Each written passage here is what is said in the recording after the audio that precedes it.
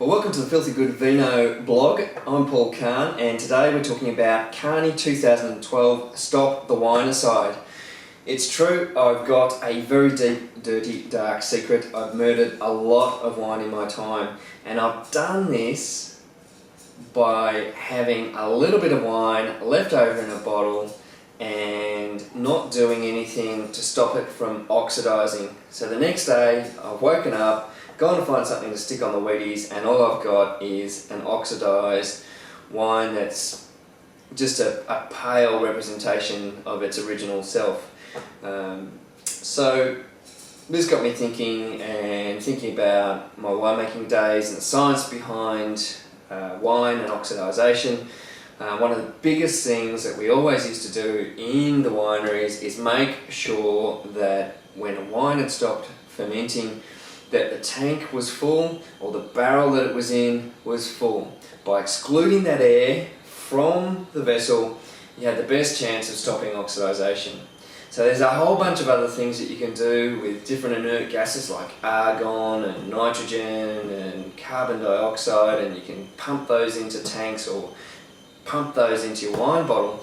But at the end of the day, the best way to stop oxidization is to make sure whatever vessel that wine is in is chockers. So what do I do with my wines now? What I do is this. Let me zoom in a little for you. I grab a bunch of these kind of little bottles, and if I've got a little left over, I throw the wine into those instead of leaving it in its bottle and using one of those vacuum thingies or inert gas canisters or whatever they are. So I've got a little airline screw cap bottle there that holds about just under 200 mils. We've got a Schweppes dry ginger bottle, holds about 300. We've got one of these little scientific kind of flasks with the glass stoppers. Pick those up at the occasional Oppo. And we've got a half bottle here. If you've got a cork to whack in the top of that, that'll sort of help you out if you're still using corks. So we've got an array of different vessels we can use. So best bet is to, if you've got something fragile like a Pinot or an old red or an older white, is to make sure that you decant straight into that little vessel, so you're getting less oxygen content by sort of slurping a bit out of the bottle and then letting it stir around, etc. Slosh around with the air in there. So what I'm going to do is crack open a bottle of Pinot. I've got something pretty good, and just give you a quick demo. I might use this little glass flask here, so I'll rip the lid off that. I've got a bottle of something pretty tasty.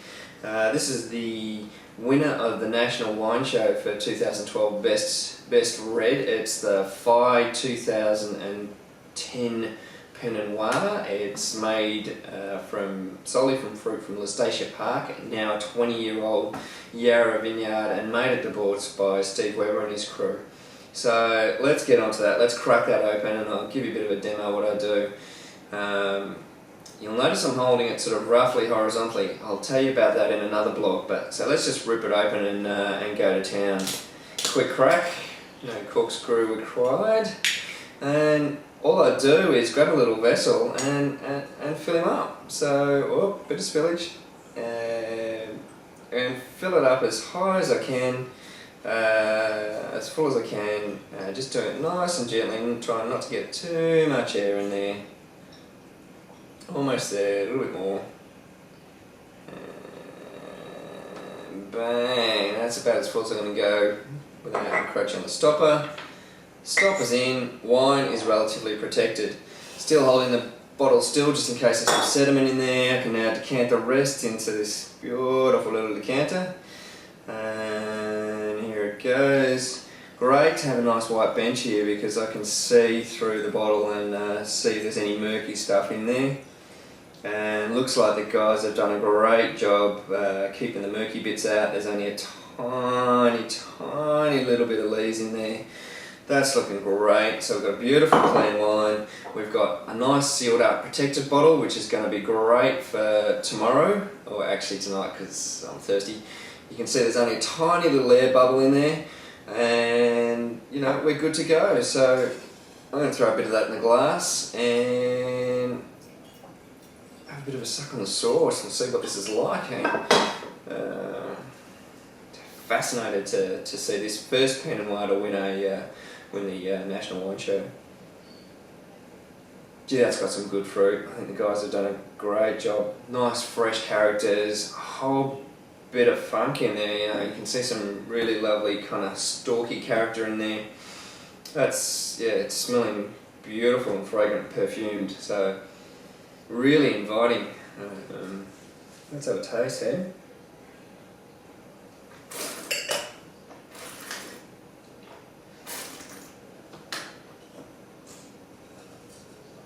Wow, I can see why that won the awards there. That's beautiful flavours, beautiful length, great depth. I love the acid profile on that. Lovely, lovely fresh profile of flavours. Just like a silvery line of bitterness. I think maybe from potentially from some of the stalk tannin in there, but I think that'd be awesome with food.